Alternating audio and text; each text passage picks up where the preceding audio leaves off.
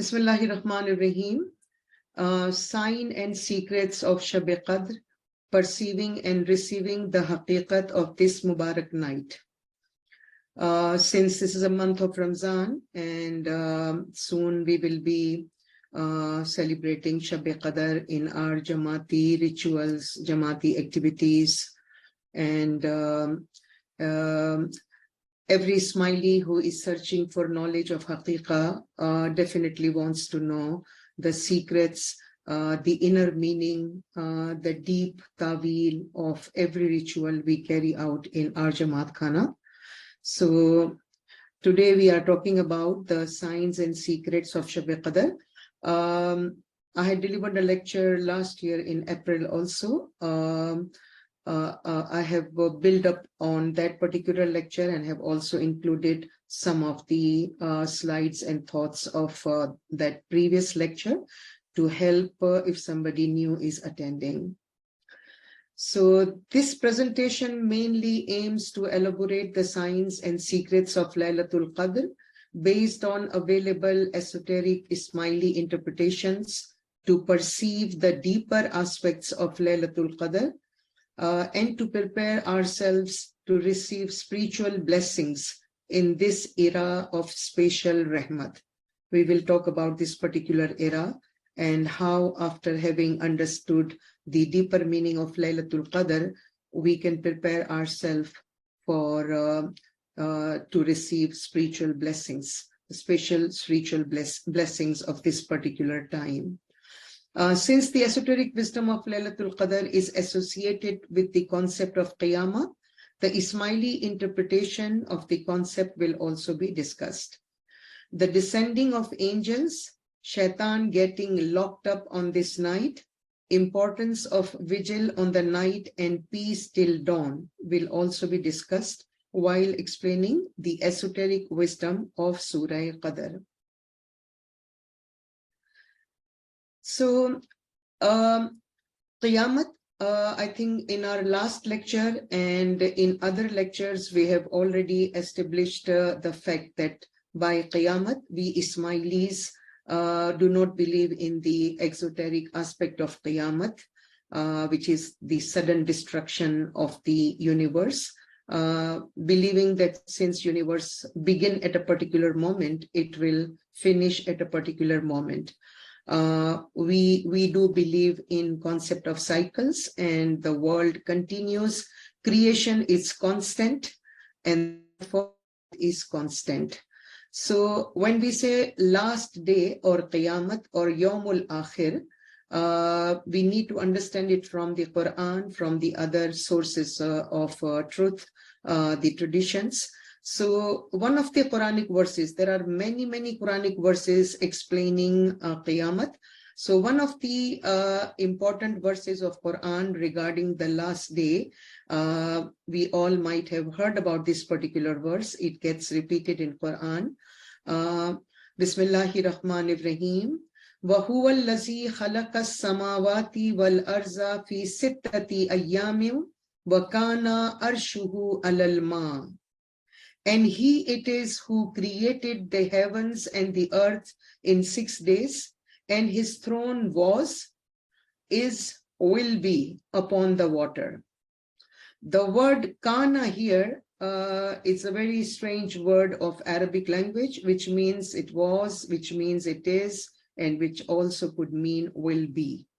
So, and he it is who created the heavens and the earth in 6 days, and his throne was upon the water.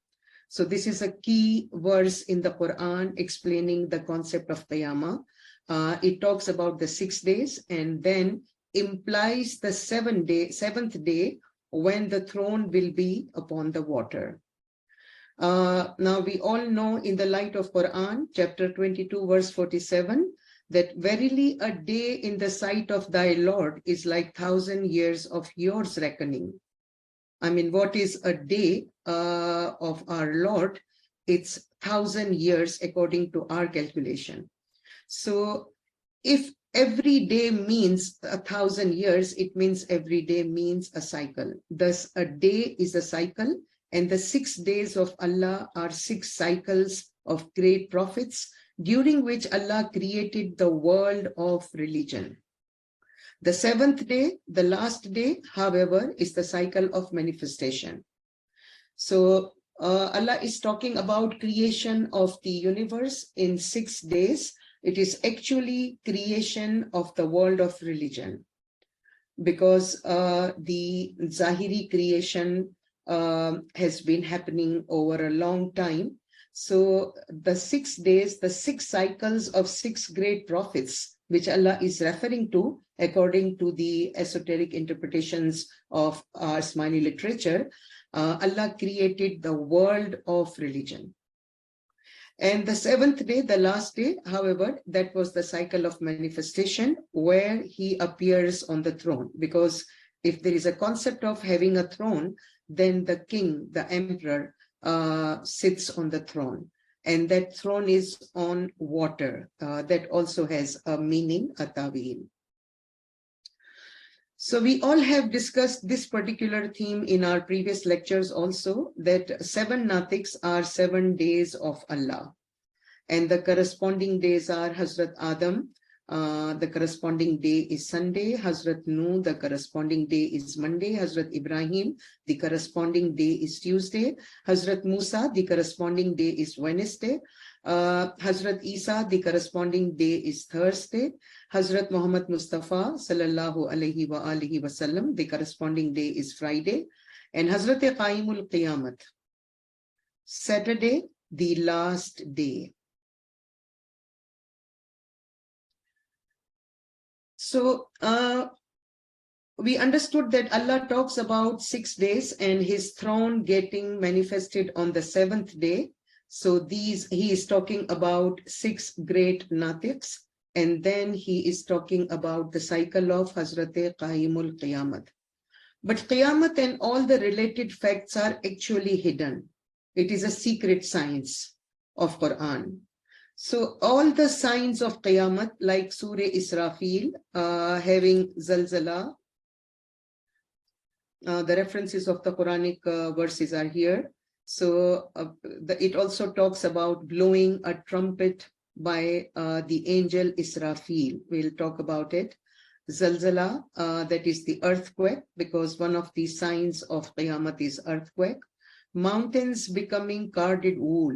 This is another one sign of Qiyamah. People rising from their graves. Joining of the sun and moon. Peeling of the sky. Allah says that he will peel the sky on the day of resurrection.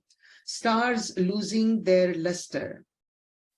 These all signs of Qiyamah have their batini meaning, because as we implied, that we Ismailis believe in a batini interpretation of Qiyamah, or the last day. If all the 6 other days were living personalities, then the 7th day is also a living personality, and that is Hazrat Qaimul Qiyamat. So because it was, Allah wanted to hide that. Therefore, the Quran also implies the hour, meaning Qiyamah, coming suddenly, while people do not perceive it. The Quranic verse implies that the Qiyamah will come and you will not even perceive that. And Allah also says that he will be coming in the veil of clouds, in the canopy of clouds. And angels will also be descending in clouds. That is chapter 25, verse 25. So this is one other important verse, chapter 2, verse 210, where Allah says, هل ينظرون إلى أن يأتيهم الله في ظلال من الغمام والملائكة وقضي الأمر. Do they await anything but that Allah should come to them in the shades of clouds with the angels and the matters be decided? I mean, Allah is talking that are people waiting that Allah should come, implying that there is a time for him to come, but he will come in the shades of clouds, in the canopy of clouds, because he wants to hide that. And with the angels, and with him there will be angels. And the matter be decided, and there will be different affairs decided for previous cycles and also for the cycles to come. So this is also one of the important verse talking about some of the secrets coming in the clouds. Then in chapter 7, verse 53, it is said, do they await anything but Quran's ta'wil? Are they waiting for ta'wil? The day when its ta'wil comes.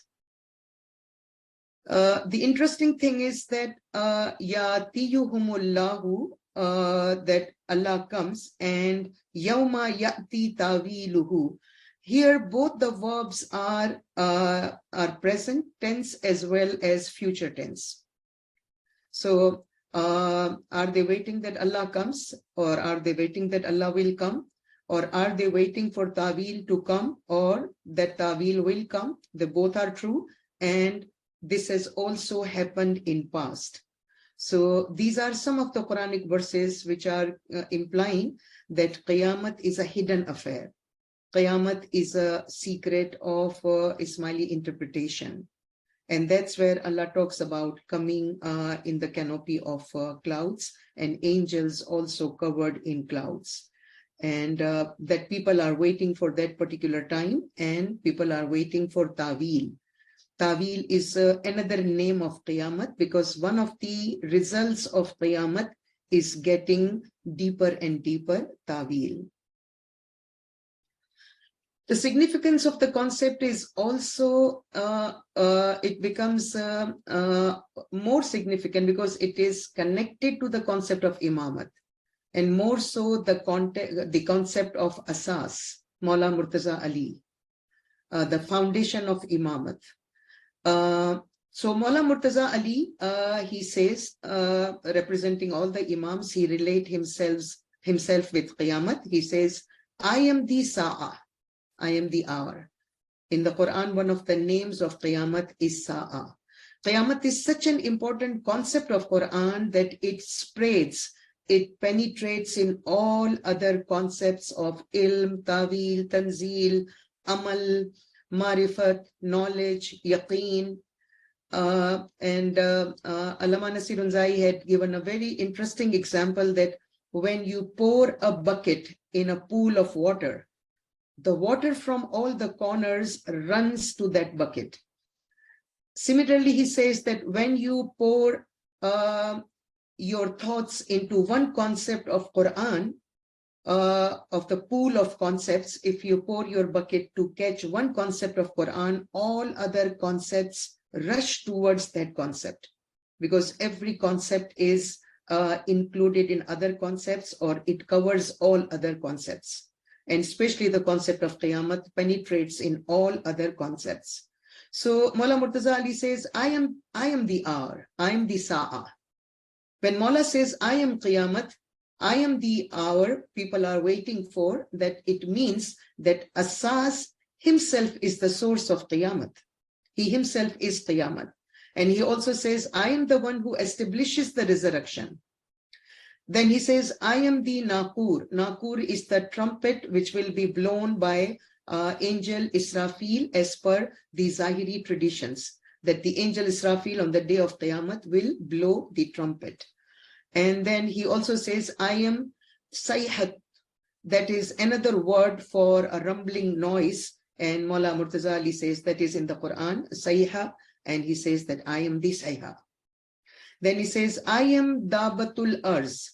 Now this is one of the Quranic verse talks about, in chapter 6, it talks about an animal that walks upon the earth, and that is a sign of Qiyamah. That on the day of Qiyamah, an animal will appear on the earth and he will talk to people. That is the concept of Dabatul Arz.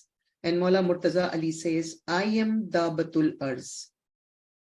It means that he will found alive in the personal worlds, and he will be speaking to the moment, if it is personal Qiyamah.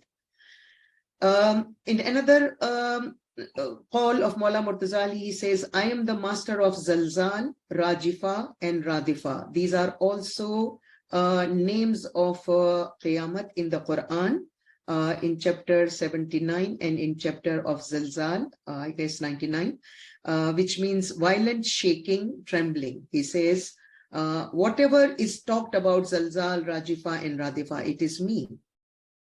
He also says, I am the Amar of God, because Surah Qadr also talks about Amar of God. And he says, I am the one who will raise moments from their graves, because one of the concept of Qiyamah is that people will be raised from their graves. I am the Qasim, distributor of Nar, Hell, and Jannah, heaven. I'll be distributing Nar and Jannah. It means I am the master of Jaza and Saza. I'll be distributing rewards and punishment. That's what he is implying. So you see how closely, how deeply the concept of Qiyamah is connected with the Asas, Maula Murtaza Ali, and as his representatives, it is connected to all Imams. So the concept of Qiyamah becomes more and more significant because it is related to the concept of Imama, and concept of Imama is that fundamental concept every Ismaili is trying to understand as per the instruction of Maulana Hazir Imam.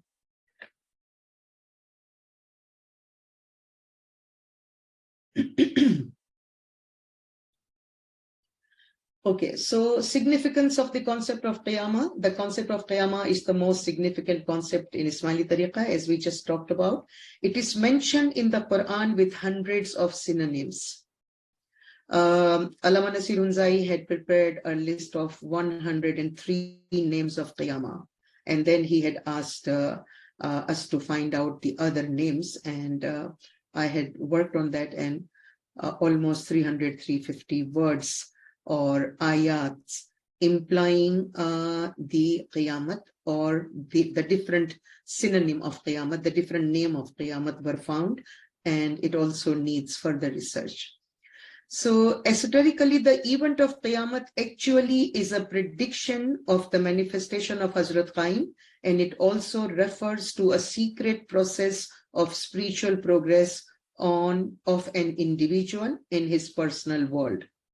It means we are talking about Qiyamah on two levels. In this cosmos, in this universe, there will be a cycle which will be called cycle of Qiyamah, as we understood it from the verse 7 of chapter 11, which says that Allah created the world in 6 days, and on the 7th day, his throne was on the water. So it means that in this universe, 6 cycles of 6 natiks have passed, and the 7th cycle is to begin or has begun, and that is that we are talking of this Qiyamah as a collective Qiyamah, as a collective resurrection, and it affects all the people of the world. This particular cycle and its impact will be on the whole humanity. And then it also refers to a secret process of spiritual progress of an individual in his personal world. Because Qiyamah is related to death. Prophet Muhammad, peace be upon him, has said that he who dies sees his Qiyamah or experiences his Qiyamah. So there is physical death and there is spiritual death. We all have understood the concept of mutu qabla an tamutu, die before your death. So when there is a physical death, there is a sort of Qiyamah. When there is a spiritual death, if a mu'min progresses in his spiritual path and goes through the experience of dying before his physical death, then that death also implies a Qiyamah, and that is the personal resurrection. Personal resurrection could take place anytime. It would have taken place in the time of Prophet Muhammad, in the time of Hazrat Adam, in the time of Hazrat Nuh, for the selected souls. But collective resurrection is to start after the cycles of 6 natiks have been completed. Both kinds of Qiyamah reveal the secrets of spirituality. If it is collective Qiyamah, it reveals secrets, deeper Tawil, and if it is personal Qiyamah, it reveals the secrets of Tawil. All are Ismaili Dais and Buzurgs. They have come up with the deeper Tawil, great Tawils. How did they find it? They must have gone through personal resurrections. because without Qiyamah, the Tawil doesn't come, as we have seen in one of the verses of the Quran, which says that on the day of Qiyamah, the Tawil comes. So both kinds of Qiyamah reveal the secrets of spirituality. So in a wider sense, Qiyamah relates to cosmic events, scientific revolution, spiritual transformation, individual and collective resurrection. So for us, Qiyamah is a wide concept. It also includes the cosmic events, the changes taking place in this particular era, and the scientific revolution, spiritual transformation, and individual and collective resurrection. So knowledge of resurrection, ilmul Qiyamah, and the resurrector, Qaimul Qiyamah, the one who will resurrect the resurrection, are the most secret, is the most secret science. Qiyamah continues forever, internally and spiritually, and Quran, Prophet, peace be upon him, whenever was asked about Qiyamah, said that it was very close. And in the Quran, sorry for a typo, Qiyamah continues forever, internally and spiritually. It means in form of personal resurrection, Qiyamah continues every time. In terms of any spiritual upliftment of an individual, Qiyamah continues internally forever. In terms of changing of cycles, one cycle of Hazrat Adam, when it was changed, it was also a Qiyamah, a partial Qiyamah, but it was also a Qiyamah. It is proved from the Quran. And then there is another cycle, it is also a partial Qiyamah. And the great Qiyamah appears after the sixth cycle of this great period has been completed. So in the Quran, there are verses that when the Prophet was asked about Qiyamah, that when the Qiyamah will take place, the answer will always be that it is very close. It will come suddenly. It is very close. It means internally in the universe, the Qiyamah is continuous. If the creation is continuous as per Farman of Imam Sultan Muhammad Shah, as Mamar said that for Islam, Mullah says the creation is constant. So Qiyamah is constant. There is one very important verse of Pir Nasir Khusro. He says, Huwal Awwal, Huwal Akhir, Huwal Zahir, Huwal Batin. Munazza Malikul Mulki ke bi payan hashar darat. He is the first, he is the last, he is the Zahir, he is the Batin. He is pure and sublime, and he is the master of countless resurrections. So there are countless resurrections, personal resurrections, as well as resurrections of different cycles, which keep happening as per our belief. So now we come to Surah Qadr. After this introduction of Qiyamah, that Qiyamah is actually is a cycle, is the last cycle of this particular big cycle of 7 cycles. This is the 7th cycle of this big era, and the start of this 7th cycle is known as Qiyamah. Now Surah Qadr, Shab Qadr, talks about that Qiyamah only. Bismillahir Rahmanir Rahim. Inna anzalnahu fi laylatil qadr wa ma adraka ma laylatul qadr. Laylatul qadri khayrun min alfi shahr. Tanazzalul malaikatu warruhu fiha bi izni rabbihim min kulli amr. Salamun hiya hatta matla'il fajr. बेशक हमने इसको कदर वाली रात में नाजिल किया, और तुम्हें क्या मालूम कि शब कदर क्या है। शब कदर 1000 महीने से बेहतर है।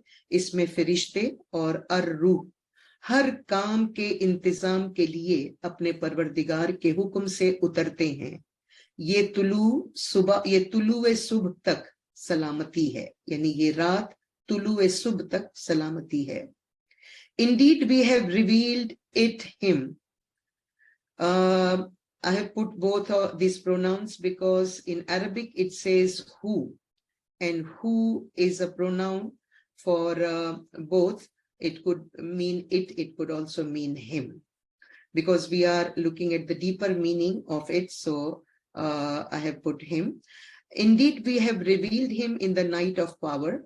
What will explain to thee what the night of power is? The night of power is better than 1,000 months. The angels and the soul descend in it by permission of thy Lord for every affair. Peace it is till the break of morning. Now, this is a very important surah, which actually talks about the very core of Qiyamah, about the seventh cycle, and also the spiritual progress of a personal world. So exoterically, people think that Allah is talking about the Quran, that he says that indeed we have revealed it in the night of power, that we have revealed the Quran in the night of power. Since Quran was not revealed in one night, it was revealed over 23 years, a period of over 23 years. So it cannot refer to Quran as such, because it was not revealed in that particular night. And if it was Quran, why would Allah ask the Prophet that, what do you know about the night of power? Because the Quran was revealed unto him, and he was the first one to know the nature of Quran and the power of Quran. So that's where the Ismaili interpretations lead us to a deeper understanding, and we will talk about every verse in the coming slides. So here I would like to quote Dr. Khalil Andani from A Revelation in Islam. He says, Ismaili thinkers posited and eagerly anticipated a future revelatory event called the resurrection, Qiyamah. And all the Ismaili thinkers have talked very rigorously about Qiyamah, anticipated Qiyamah, in which an eschatological figure known as the Qaimul Qiyamah, or Lord of Resurrection, Sahibul Qiyamah, would fully unveil the real truths, haqaiq of the revelatory principles to humankind at large, disclose the revelatory hermeneutics, tawil of all prior revelatory products, including the Arabic Quran, and execute God's judgment and recompense for human souls. Several Ismaili thinkers interpreted the Quranic Laylatul Qadr, Night of Destiny, as a symbolic prophecy about the manifestation of the Lord of Resurrection through the mission of his Hujjah. So he said that all Ismaili thinkers, Ismaili Buzurgs, have talked passionately about advent of Qiyamah to come and the Lord of Resurrection to come, and that is Qaimul Qiyamah, who will explain all the previous revelations, who will explain the Tawil and Haqaiq of all the previous revelation, including Quran, and he will be the one who will be recompensing all the human souls. And he says that the Quranic Laylatul Qadr, Night of Destiny, is a symbolic prophecy about the manifestation of the Lord of Resurrection through the mission of his Hujjah. So we are talking about Qaimul Qiyamah and his Hujjah. All Ismaili thinkers have talked about two personalities in the cycle of Qiyamah. Here I would like to read one or two ginans mentioned, which mention Hazrat Qaim. They both are of Pir Sadruddin, who was there in the time of 30th Imam Islam Shah. And we only had one Imam in the name of Qaim, which is the 12th Imam of Ismaili history. And the truth is that every Imam has a title of Qaim, and it could also indicate the Qaim of the seventh cycle. So in the personal world or in this cosmos. So he says, Eji Sami Rajo Ave, Jangi Dhol Vajave, Chau Dise Chand Rura Hua, Reho Praniya Qaim Ji Ne Arado. O brother, Maula is arriving. Royal drums are being played. There is light everywhere. Be obedient to Qaim. So in another verse, he says, Jire bhai qaim aya, Shah jiyon anant e vadhayon. Oh brother, many congratulations to you. Qaim, the king has come. Yara chaudi se chand runa hua ji. There is light everywhere. So we could see that the concept of arrival of Qaim, the concept of playing the drums. This could be a significant indication of playing of Surah Israfil, for example. And then he says, be obedient to Qaim, because with his arrival, there is light everywhere. And light is Nur, and Nur is knowledge, wisdom, as against to Jahalat, which is darkness. So he is talking about the Qaim to come, and he's talking about the light, the enlightenment, which will be caused by his arrival. So as we said, we are talking about two personalities, Hujjat of Qaim and the Qaimul Qiyamah. So according to Ismailis, at the beginning of 7th cycle, Hujjat of Qaim and the Qaimul Qiyamah will come from the progeny of Ali. We find parallel notions in other religions awaiting for specific personalities, including Muslims awaiting for Imam Mahdi. In Sunni Islam, they await Imam Mahdi. Ahl Tashayyu, they talk about Qaim Ali Muhammad. So the other religions, the other sects of Islam are also waiting for a personality near the advent of Qiyamah. As the day of Allah is a living personality, similarly, night is also a special rank. This is about the first verse of the Quran, Inna anzalnahu fi laylatil qadr. Indeed, we have revealed him in the night of power. So night of power, or the blessed night, as Allah talks about it in chapter 44, is Hujjat Qaim. Great rank from the progeny of Ali, which will appear before Hazrat Qaim. We reveal the Nur of Qaimul Qiyamah in the Hujjat of Qaim. It means the Nur, the knowledge, the wisdom of Hazrat Qaimul Qiyamah was revealed in Hujjat Qaim. So here, Inna anzalnahu, we have revealed him. We have revealed Nur of Qaim in the personality of Hujjat Qaim. We are talking about two personalities, and Hazrat Qaimul Qiyamat is the master of the 7th cycle, but his Nur is revealed into Hujjat Qaim and is manifested through him. We reveal the Qaim in the personality of his Hujjah. That is the meaning of the first verse of Surah Qadr. Inna anzalnahu fi laylatil qadr. This means that the Qaim will carry out his mission, reveal his knowledge, and display his glory in the physical world through the person of his Hujjat. It is through his Hujjat that his knowledge, wisdom, and glory will be manifested in this world. अल्लामा नसीर उनजाई साहिब की किताब हजीरा कुदस आलम शख्सी की बिहिश्त में लिखते हैं, हमने इस कायम को शब कदर यानी हुज्जत कायम में नाजिल किया कि कदर वाली रात कायम और क़यामत को छुपा ले और तमाम लोगों के लिए एक बहुत बड़ा इम्तिहान हो. That we revealed कायम in हुज्जत कायम, so the क़यामत is hidden, and it may be a test for people. Now, Hujjat Qaim comes before Hazrat Qaim.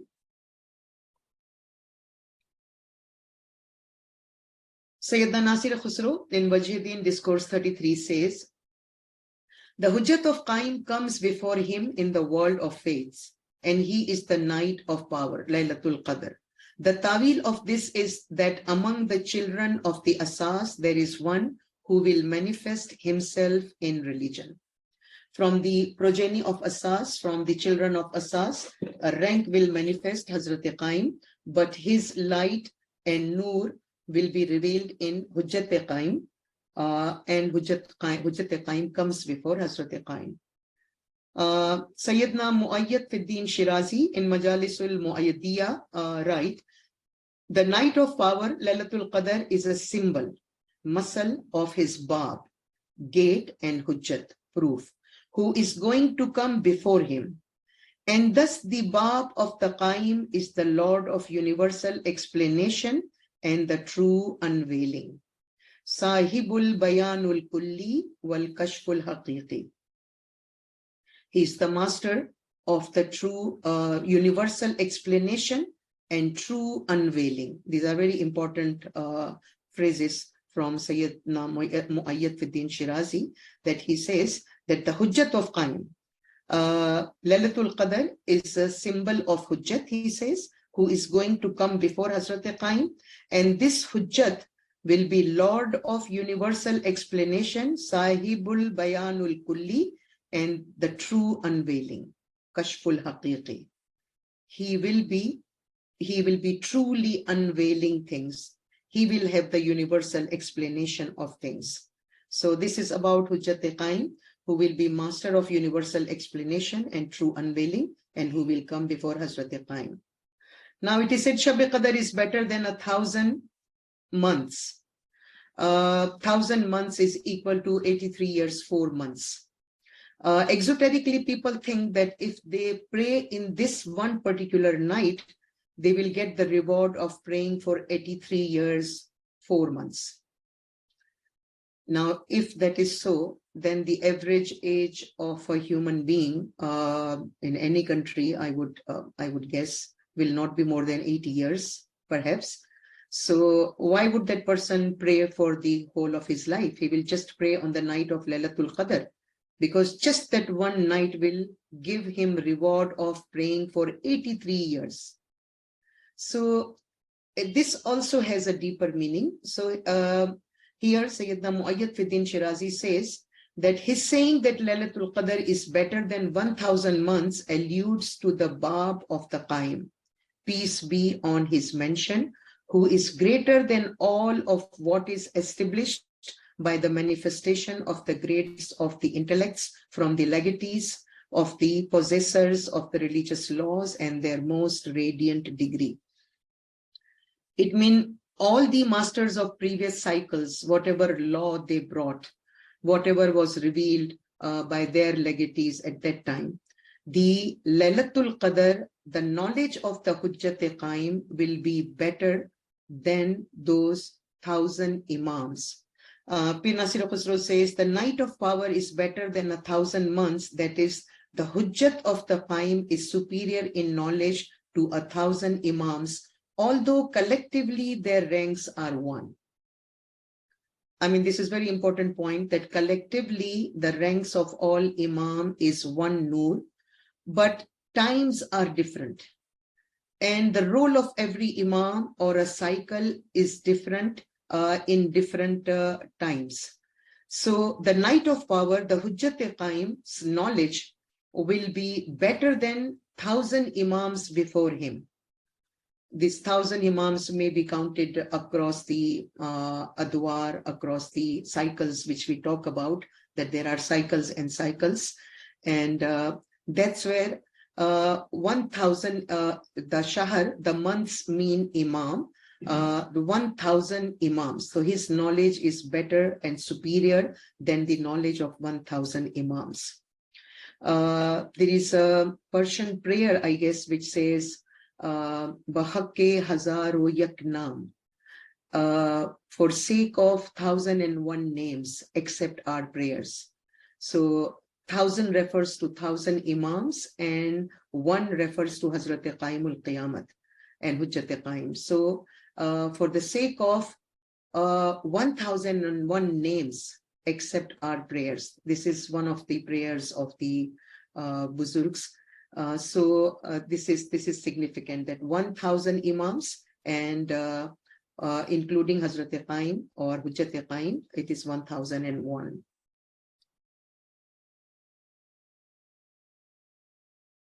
Okay, let's talk up from the smiley text, the prophecies about the cycle of Qiyamah. So Muhammad bin Ali al-Suri, one of the Fatimid Daid of Syria, the 7th heptad, he says, the 7th heptad of Imams in the era of Muhammad is the most eminent one, because it precedes the coming of the Qaim. The Dai of Fatimid era in Syria, he says the 7th heptad of Imams in the era of Muhammad. When the 7 times 7 continuing, that will be the most important time because it precedes the coming of Hazrat Qaim. Then Sayyidina Kirmani also implies that Qiyamah was to take place in the distant future when the long cycles of 49 Imams was concluded. So these are our dais who have predicted that the Qiyamah will be coming in the 7th heptad of Imams from Hazrat Muhammad, or when the long cycle of 49 Imam was concluded. So there is one Quranic verse which says, and we have bestowed upon you the 7 oft repeated and the grand Quran. This is about Surah Fatiha, which has 7 verses. And Allah says that we have repeated it twice. So it could also mean 7 into 7, which could indicate to 49. And the word Nur in Quran is mentioned for 49 times, 47 times Nur and 2 times word Munir, which comes from Nur. And the book Recognition of Imam of Allama Nasir Hunzai, which you could find on monoreality.org and Ismaili literature. The second part of that book talks about the word Nur at 49 places of the Quran. It's a very interesting part of that book. So the word of Nur appearing 49 times is also a significant indication. In one of the farmans of Imam Sultan Muhammad Shah, Imam says, this is the end time, Akhir Jamanu Che. The light Nur of Ali is always established in the world. These are the end times, Akhir Zamanu. And whosoever has true faith will see the Imam's power, Qudrat, and miraculous events, Karamat, in his time. But those who have half-hearted faith will witness the miraculous events but will not understand them. Imam is also implying that this is the end time. This is the last time.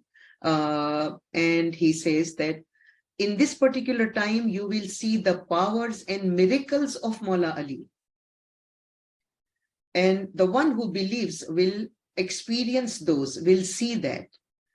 So, I mean, here it means they will experience, they will do a mushahida, they will see that from the eyes of their heart, or feel with their inner faculties, the miracles and kiramat. These are the powers of Mawla Murtaza Ali and miracles of Mawla Murtaza Ali. He will experience that because he says that this is the end time. So Imam Sultan Muhammad Shah, using the words Akhir Zamanu, could not be any different than the description of the last day, all through our esoteric literature. I mean, Allah talks about the 7th day, which is known as Yawmul Akhir, Yawmuddin, and our literature has been talking about the last day as Hazrat Qaimul Qiyamat, and when Imam Sultan Muhammad Shah says that this is the end time, so it could not be different from the last day. Our whole Ismaili literature has implied. So he is hinting at the beginning of the cycle of manifestation, the cycle of Qiyamat.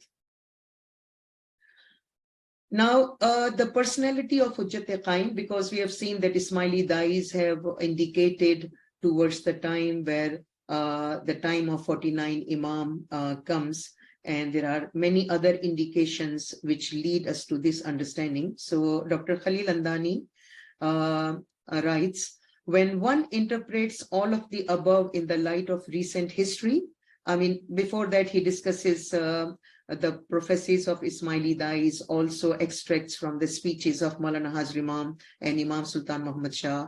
Maulana Hazar Imam also talks about a new epoch, new age of knowledge, which will be more important than even physical resources. So he says, when one interprets all the above in the light of the recent history, it amounts to only one thing. The renowned Hujjat of Qaim is none other than Imam Sultan Muhammad Shah Agha Khan III, the eminent grandfather and predecessor of the present Imam Shah Karim al-Hussaini. So the present Ismaili scholars working on deeper understanding of Tawil have come to the conclusion that all the indications imply towards the personality of Imam Sultan Muhammad Shah as the Hujjat-e-Qaim. The related prophecies of Ismaili Buzurgs befit the majestic personality of Imam Sultan Muhammad Shah. Maulana Hazir Imam, after the change of Jama, when he was appointed Imam, he made the following remarks: "We have lost the finest Imam." Now, this is a very important phrase he has used. We have lost the finest Imam. We have had, and I have lost, a grandfather who was more devoted than any grandfather a man has ever had. I hope you do not think that because he is not physically with us, that he won't watch over you. So the reality of Hujjat-e-Qaim, it lives in the continuous chain of Imamat, but Imam using the words that we have lost the finest Imams. It means the best Imam, as the Surah Qadr says, Laylatul Qadri khairum min alfa shahrin, that Laylatul Qadr is better than 1,000 months. This comparison would not mean anything because a night in a year should be compared with 364 other nights and not with 1,000 months. So here, that the Hujjat of Imam is better than 1,000 Imams, or his knowledge is superior to 1,000 Imams. So Imam Sultan Muhammad Shah is Shab-e-Qadr. Allama Nasir Hunzai in Dua Essence of Ibadat writes, "And certainly the unprecedented personality of Hazrat Maulana Sultan, peace and salutation of God be upon him." He explains the word Sultan and then he writes, "And certainly the unprecedented personality of Hazrat Maulana Sultan, peace and salutation of God be upon him, possessed the spiritual kingdom. Although every Imam in his time is the spiritual king, but according to the great program of God, all times are not alike. Thus, the time of Hazrat Imam Sultan Muhammad Shah was extremely important and very special. In fact, it was the greatest of all. For in the language of the Tawil of the Quran, his exalted personality was Shab-e-Qadr, the night of Qadr, in which the angels, the supreme soul, and other souls of the world of command descend to the physical world. The purpose of the descent of the angels and souls is twofold: to take the account of the past from the people and to make a great program for the future. Thus, in the time of his living Shab-e-Qadr, that promise of God which is mentioned in 97:1-5 has been fulfilled." So Allama Sahib also in the language of Tawil implies that the personality of Imam Sultan Muhammad Shah is Shab-e-Qadr, the Hujjat of Qaim.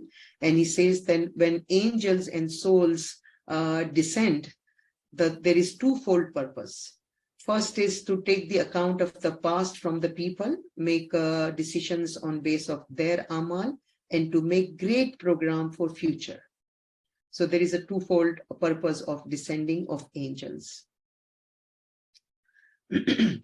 Now, as I implied that all Imams are one, all Imams are spiritual kings, it is only the matter of the time, which makes the time of an Imam a very special time. Imamat as a whole is a book, and every Imam is one of its chapter. Actually, the book of Imamat should be read as a whole in a comprehensive manner. Then only we will be able to appreciate many facts about the secrets of Imamat.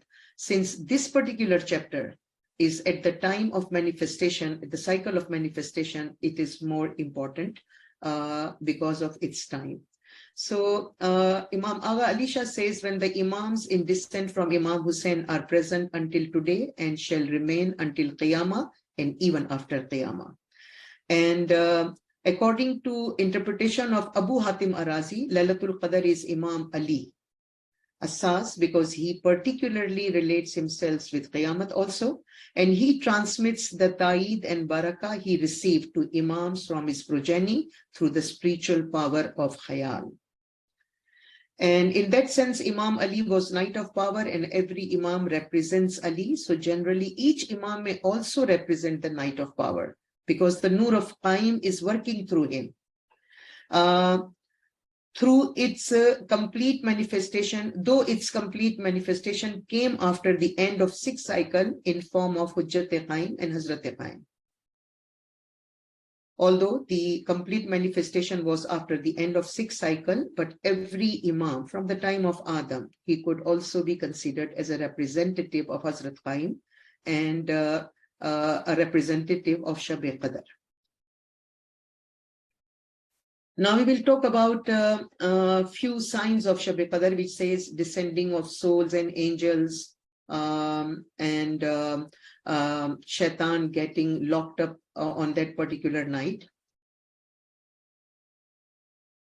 So descending the soul and angels, angels and the soul descending in Shab-e-Qadr and through him for moments who seek spiritual path. So angels and the soul descended in the Nur of Hazrat Qaim, which consisted of the soul and angels. It revealed in Shab-e-Qadr, and through him it was revealed or given to Mu'min who seek the spiritual path. Indeed, those who say our Lord is Allah, this is one of the Quranic verses, chapter 41, verses 30 and 31. Very interesting verses. It says, indeed, those who say our Lord is Allah and then remain steadfast, the angels descend upon them, saying, do not fear, nor be grieved. Receive the good news of the paradise, which you have been promised. We are your friends in the life of this world and in the hereafter, and you will have in it whatever your souls desire, and you will have in it whatever you ask for. Now, these are angels talking to Mu'mins.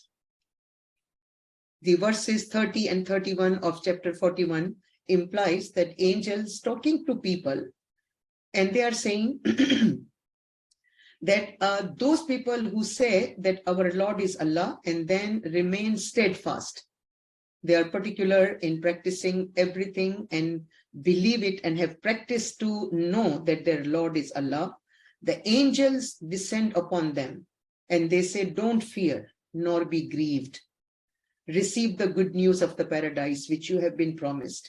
And the angels say, we are your friends in this life and we are your friends in the hereafter.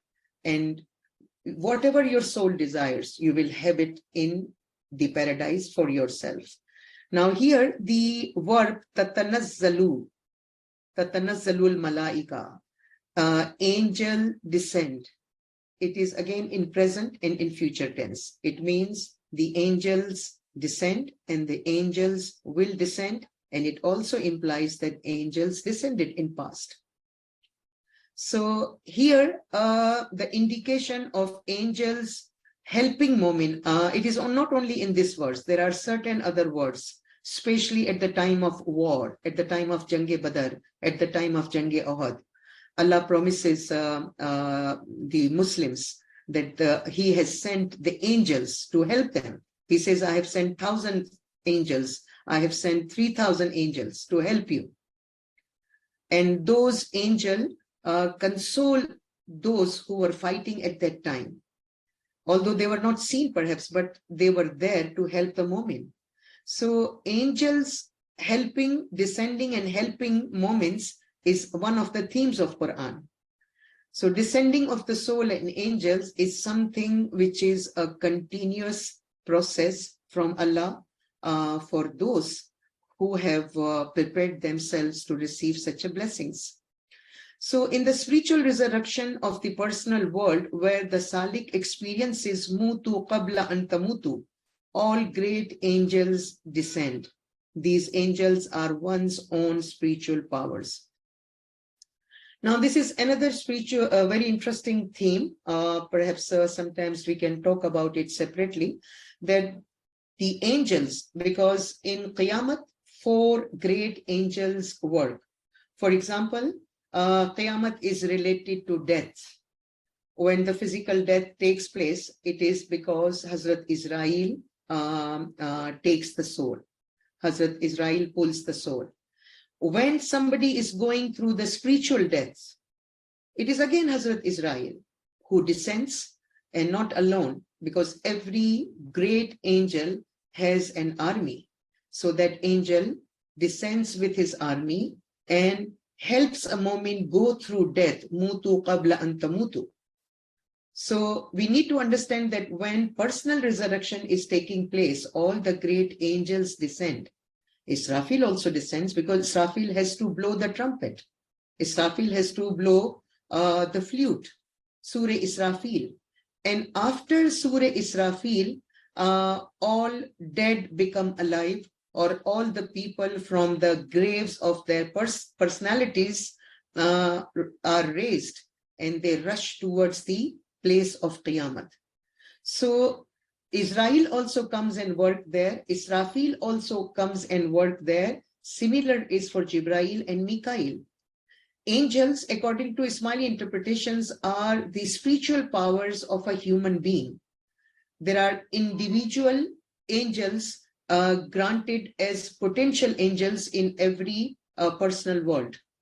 So when a mu'min awakens those angels one by one, and that's where he prepares himself and goes through mutu qabla an tamutu. All the great angels are there to help him go through his personal resurrection. The logic is that unless Hazrat Israel works, a person cannot experience the deaths, and mutu qabla an tamutu could not be practiced. So here Israel is there, Israfil is there, and Jibrail and Mikail are also there. Jibrail is the angel which inspires you for knowledge. So, and Mikail is the angel who brings the tawil. So all the angels are at work when a salik, when a mu'min who wants to trade on the path of spirituality goes through personal resurrection. So, because we saw that Qiyamah is at two levels. Qiyamah is in this universe, which has started with the seventh cycle, and Qiyamah is also in the personal world. And there also all the angels come, descend, and work. It cannot be that Hazrat Israfil was meant to blow trumpet once. If we see the exoteric concept of Qiyamah, then the task of Hazrat Israfil is to blow the trumpet once and then again sit and rest. He is there from the beginning of the universe, and his only task will be on that one day when he will blow the trumpet and the universe will be destroyed. That seems strange. Israfil is an angel who constantly works. We all know that Israfil is related to music because he blows Surah Israfil. And the Zahiri tradition says that that is a horrible noise. But our Buzurgs imply that that is the most sweetest melody of spiritualism which a Salik hears. And when he listens to that, he gets annihilated into him. And it is after that Surah Israfil that the rest of the phases of Qiyamah take place, that he passes through Mutu, Qabla, and Tamutu, and then he progresses from spiritual resurrection to Aqlani resurrection, Aqli resurrection. I mean, he is revived spiritually and intellectually. So for the personal world, it is also true. And for this seventh cycle, this is also true that angels and the soul has been revealed to work for people who are ready to receive their blessings. And this rahmat is vastly available in this particular era. So this is again not the matter of this particular night. Once we have understood the Tawil, then it is not the matter of this particular night that we celebrated on 23rd of Ramadan, and some other sects celebrated on 27th of Ramadan. And they are alert for all those days. Angel descend every night. As I said, that angel descended in wars and they helped moments. Quran testifies that. He says that in the time of Jange Badr, angels descended. In the time of Jange Uhud, Jange Hunain, angels descended and they helped moments. So angels descend always in a way. Imam Sultan Muhammad Shah says, this deen of yours is true indeed. At midnight, an angel descends from the heaven and announces, is there any worshipper of God who repents his sins, so that I can take his requests to God and have them acknowledged? Is there anyone for whom I can recommend anything that he requests from God? At every midnight, the angel makes such an announcement. This is a very significant farman of Imam Sultan Muhammad Shah, that an angel is there and he descends every midnight and he asks people, is there anybody who wants to send his request to God? Is there anybody who wants to get his sins forgiven, his call answered? And every midnight, an angel makes such an announcement. So the reality is that this blessing is there spiritually for personal worlds every midnight. Every midnight, an angel calls, wake up for Baitul Khayal Bandagi. Do you want to get your sins forgiven? Do you want your call to be heard, your call to be answered? Do you want that I should recommend anything from your request? So every night at midnight, an angel makes such an announcement. So we are talking of two Qiyamah side by side, that in this cosmos, in this universe, the seventh cycle is the cycle of Qiyamah, and there in the personality of Shab-e-Qadr, in the personality of Imam Sultan Muhammad Shah, the Noor-e-Qaim has revealed, and the angels and souls have been revealed to benefit the whole humanity, to benefit his moments, because he receives it and he gives it to the people. And first of all, those who believe in Shab-e-Qadr, he gives those blessings to them so that they spiritually progress. And that's where this is one of the verses of Maulana Rumi. He says, "Eh Khaja, Ziman Pursi, Shab-e-Qadr Nishani, Har Shab Shab-e-Qadr Ast, Gar Qadr Rabidani." That, oh sir, you are asking me about the sign of Shab-e-Qadr. Every night is Shab-e-Qadr if you know the value of that. So this is one of the interesting verses. Now, Shaitan is locked in Shab-e-Qadr. This is another narration which we get in the tafsir of Shab-e-Qadr. In Bukhari and Muslim, there are hadiths which say, with the commencement of Ramzan, the doors of Jannat are opened, the doors to hell are closed, and the Shaitan gets locked in chains. Now, on the face of it, it is very difficult to understand that with the commencement of Ramzan, the doors of Jannat are open and the doors of hell are closed, and the Shaitan gets locked. While in the whole world, in the month of Ramzan, we don't hear that all the crimes have been stopped, all the criminals were chained, and there was no murder, no robbery, nothing of that sort, the other shaitani tasks. In the whole world, the month of Ramadan. So it again diverts our attention to the batin of it. The shaitan is only overcome in the personal world, and in the era of cycle, when certain progress has already taken place, then shaitan is overcome. There is a hadith in Mishkat, Prophet Muhammad says, "There is none among you but is put in charge of a companion for himself from among jinns and a companion for himself from among the angels." Prophet says that every one of you has one angel and one shaitan with him. The companions of the Prophet said, "You too, O Messenger of God, did you also have these two companions, one from shaitan and one from angel?" The Prophet said, "I too, but God helped me against him, shaitan, and he accepted Islam. So he does not command me except to do good." Sorry for a typo here. So Prophet said that every man has two companions, one from the jinns or shaitan and one from the angels. As in some previous lectures, I've explained that angels speak positive and the shaitan speaks negative. And that's where positive thinking and negative thinking and our heart getting burdened continues with their talk, they whisper inside, because we hear something inside, a whispering, and then it turns into a thought, and then perhaps in a sentence. So there are two companions who constantly speak, because there is one other hadith which says that they sit near the ears of your heart. And we also know that yuvasvisu fi sudurin nas, the shaitan whispers in the hearts of people.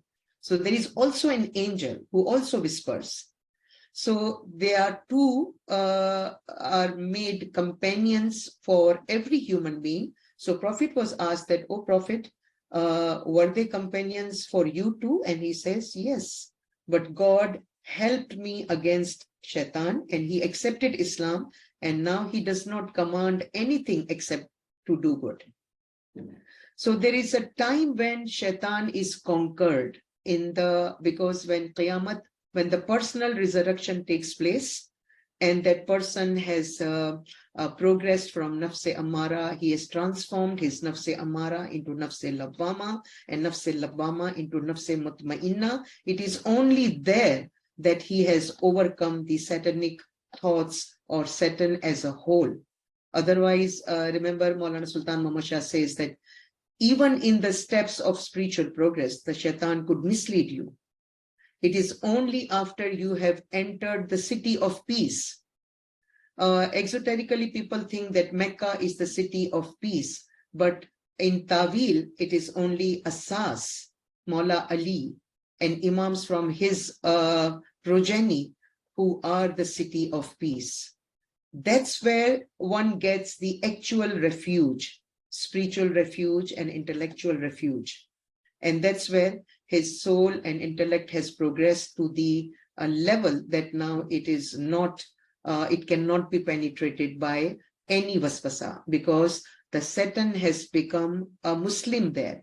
He has accepted Islam, and now he doesn't say anything but good.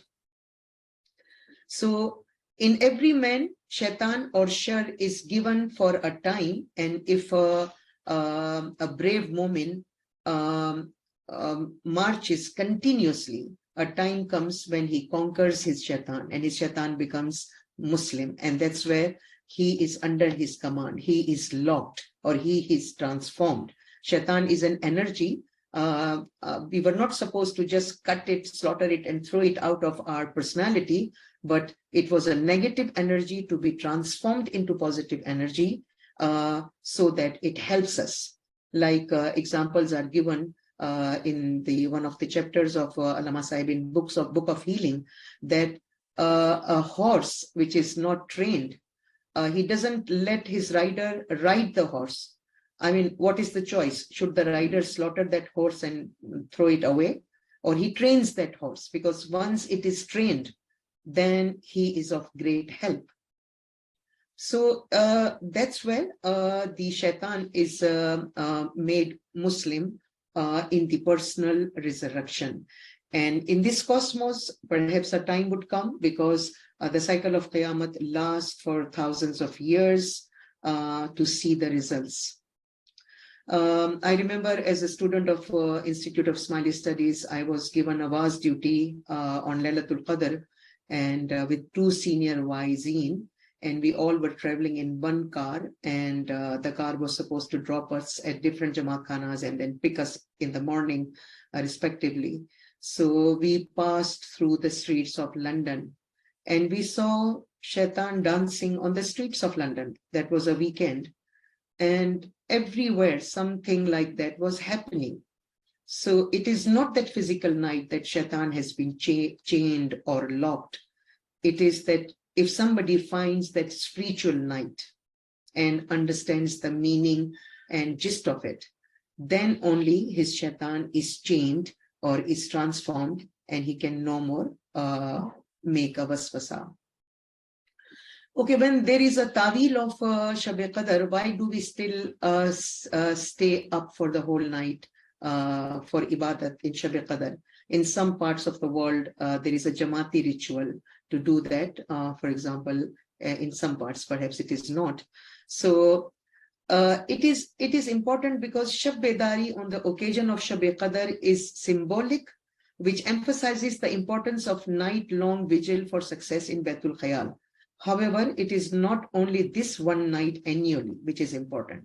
As I said earlier, that 1,000 months is equal to 83 years, 4 months. Why would a person pray for all of his life if he knows that by only praying for this night, he will get the reward for 83 years, 4 months, which is his total age, or perhaps less than that. So it is a symbolic ceremony, symbolic ritual. And I wish that it could be made more and more spiritual.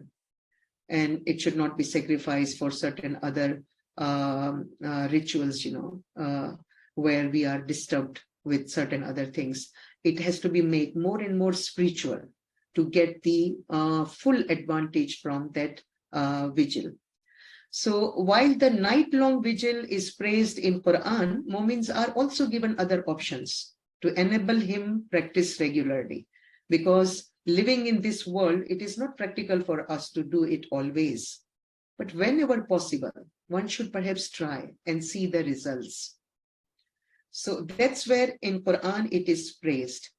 So we have 3 terms. One is Shab Bedari, which means the vigil of night long, which is the toughest practice. Shab Khezi, vigil in part of night is easier comparatively. And Sahar Khezi, ibadat in early morning, is easiest of both.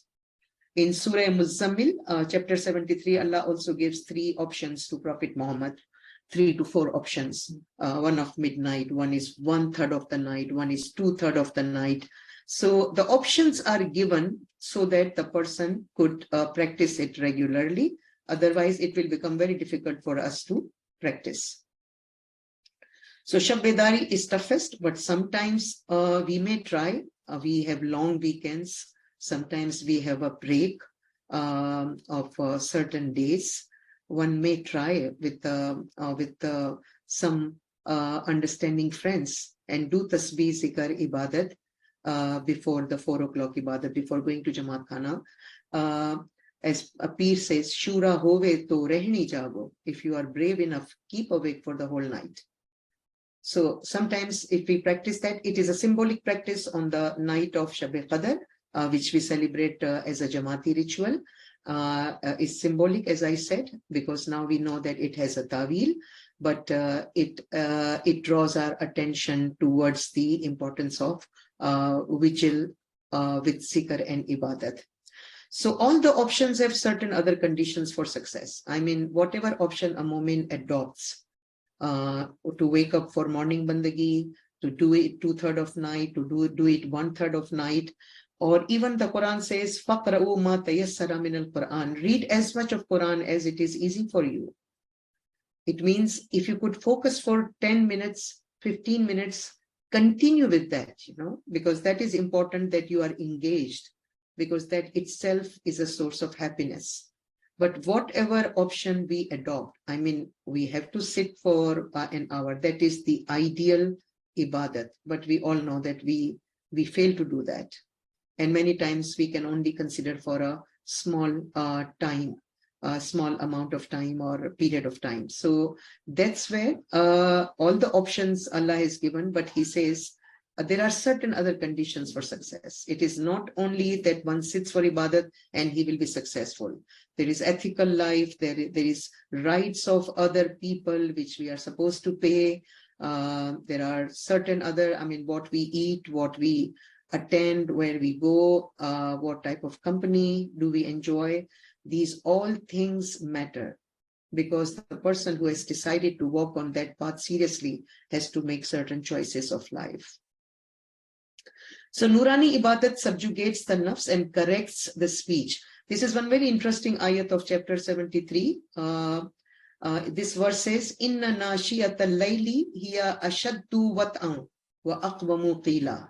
Indeed, the watch of night is firmer in trade and the best corrective of speech. It says it subjugates your nafs in a firmest way and is a corrective of your speech, the best corrective of speech. Aqwamu qila, makes your speech the best. So it crushes the carnal soul, advances divine remembrance, and purifies and progresses the intellect. The carnal soul is subjugated by refraining from useless talk through daimus zikr, and above all doing nocturnal zikr ibadat. We have talked about these things in our previous lectures, that there are certain conditions like refraining from ghibat, panchat, refraining from useless talk, using our time for meaningful activities, valuable discussions, and night zikr ibadat at night. So when it says that it is best corrective of speech, this really attracts me. It means that it may help you speak in worldly matters, in worldly chores, but it also helps you thinking and speaking, especially when you acquire and impart the true knowledge, because it clarifies your thoughts. It gives you a firm foundation, and you can absorb things in a better way when your nafs is subjugated. It increases the span of your attention, and it corrects your speech to the best of the level. Peace till the break of morning. This is the last verse of the Surah Qadr, which says, there is peace, salam, till morning of Shab Qadr. Salam means ta'id, divine help, and fajr, because it says matla'il fajr, till the dawn is there. So fajr, the dawn, is the morning of Qiyamah. The individual resurrection has two phases, ruhani and aqlani. As I said, first a mu'min goes through mutu qabla an tamutu. I mean, we just can say it in a phrase, but it is a long process. Once that particular process of spiritual resurrection is completed, then there is an aqlani resurrection.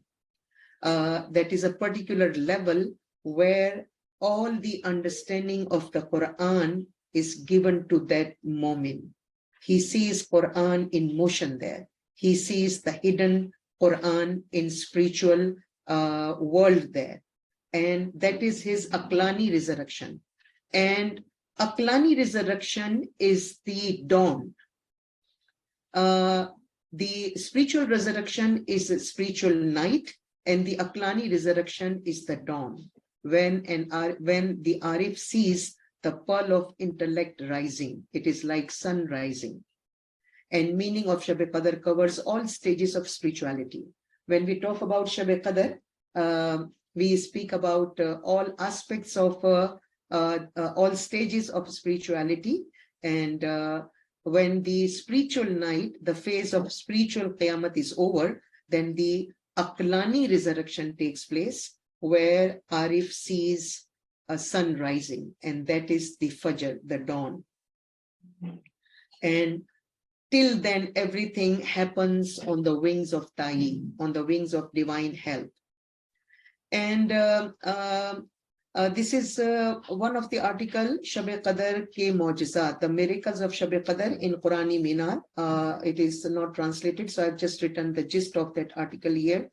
In the collective resurrection, the dawn or the results of Qiyamah will be seen in thousands of years. This is the last cycle from the 7 cycles during which magnificent events and miracles will take place. Descending of angels have a global purpose also. There will be global unity. The planet of Earth will become sample of Jannat. Noor-e-Islam will spread in the world. Spiritual science will be common. People may visit other planets with the help of UFOs. That is a prophecy Allama Nasir Unzai makes. And the miracles of prophets and awliya may manifest from true moments. Now, this is not far from the Quranic verse which says, "Wa ashraqatil arzu bi nuri rabbiha," and the earth will be lightened up by the nur of your Lord. This earth already has the sun, which lights it during the day. It has the moon and stars, which light it at night. What kind of light Allah speak about? He says the earth will be enlightened by the Noor of your Lord, it means that it will be enlightened by maturity of human minds. It will be enlightened by peace. It will be enlightened by global unity. And I think indications are there in the speeches of Maulana Hazrat Imam and Imam Sultan Muhammad Shah, which imply that the spirit of Islam, the spiritual understanding of Islam will one day bring that understanding and unity in the world. So according to, will be seen in thousands of years.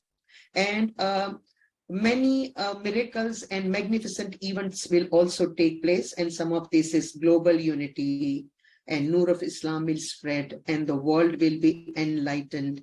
The earth here means the people will be enlightened, their minds will be enlightened, and this kind of a peace is anticipated to come.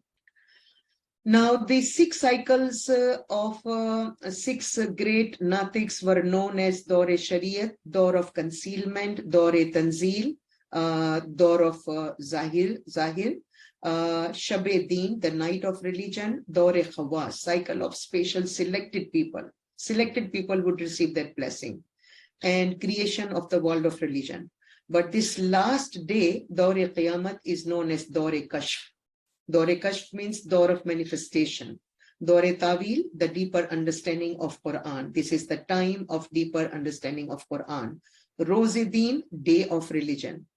Dore Awam, cycle of common people.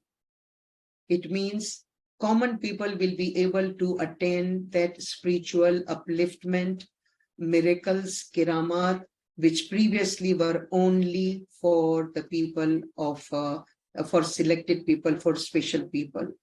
And this is the completion, ascending on the throne, cycle of illumination, cycle Dore Ilm. This is the time of knowledge. That's where Maulana Hazrat Imam talks about knowledge and time Nazrana. Of course, he's not talking only about the worldly knowledge which Jamaat should be sharing with each other. Imam Sultan Muhammad Shah has talked way back about sharing religious knowledge through letters. So today there are faster means of communication, and these faster means of communication, one of the sublime purpose of these means of communication is to spread knowledge. So this is the time of knowledge. This is the time of special blessings. Like we see that Imam Sultan Muhammad Shah gave Isme Azam to so many people in this particular cycle, which we have not seen in the previous cycles, or even in this particular cycle of Prophet Muhammad in the time of previous Imams. So this is the time of special rahmat. These are some of the thoughts which I've shared earlier also, and I've added a few. So it means we live in an incredibly special era. We should know the importance of the time and opportunities to progress spiritually. Imam wishes to bless us spiritually in a very special way. Look at the farmans of Imam, Baitul Khayal farmans of Imam, where recently he blessed people, he blessed Jamaat with Isme Azam. He says that he will hold our hands. He wants us to rise. He wants us to be blessed with this spiritual blessings. So this is a very special, in a very special way that he wishes us to bless. And unprecedentedly large number of moments were blessed with Isme Azam in recent times. Previously, they used to be tested by missionaries and other officials, and only if they pass a test, they were given Isme Azam. Certain Jamaats like Hunza, Gilgit, Chitral were not even blessed with Baitul Khayal, but now they are. So when Maulana Sultan Muhammad Shah says you could become like peers, you can become like prophets, even you can become like Ahl Bayt. These are gist of farmans. So Imam does not need to say this to his murids to make them happy, unless it has some haqiqat, it has some reality that a person who progresses could be like peers, prophets, Ahl Bayt, So there was a revolution in teachings, the concept of monorealism. Imam Sultan Muhammad Shah talks about monorealism, and that brings great hope and sense of support, that you are all the time supported with that great reality. In my lectures, one is about monorealism, which expands this theme further. So all the ranks are lifted for Momin to approach Mawla directly. Because Qiyamah says that the luster of stars will be lost. The moon will be eclipsed. The sun will be wrapped. It means all the ranks will be lifted for Momin to directly contact his Lord. So not having a peer in current time is also an indication. When Imam Sultan Muhammad Shah announced that now he himself is peer and Shah, peer and Imam both. Excuse me for a moment.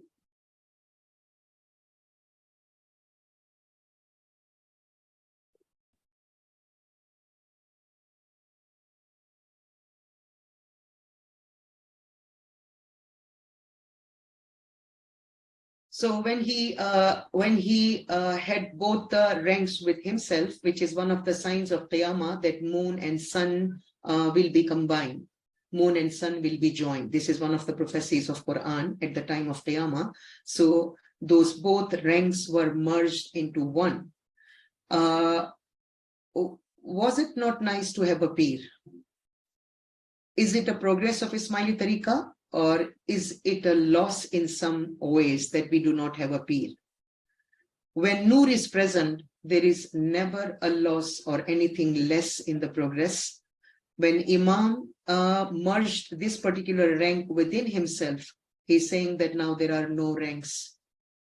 Go and become like a peer. You all could become like them. So it's a progress. He is giving us an incentive.